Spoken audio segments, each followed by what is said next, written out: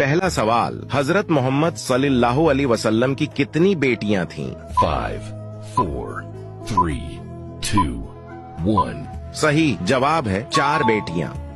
अगला सवाल, हजरत मोहम्मद सल्लल्लाहु अलैहि वसल्लम के वालिद का नाम क्या था? 5, 4, 3, 2, 1.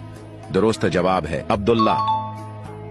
नबी करीम सल्लल्लाहु अलैहि वसल्लम को कितने साल की उम्र में नबूवत अता हुई? 5, 4, 3, 2, 1. जवाब है 40 साल की उम्र में। हजरत मोहम्मद सल्लल्लाहु अलैहि वसल्लम की कितनी बीवियां थीं? 5, 4, 3, 2, 1. सही जवाब है 11 बीवियां। हजरत मोहम्मद सल्लल्लाहु अलैहि वसल्लम की पहली शादी किस उम्र में हुई? 5, 4, 3, 2, 1. सही जवाब है 25 साल की उम्र में। वीडियो को सवाब की नियत से आगे शेयर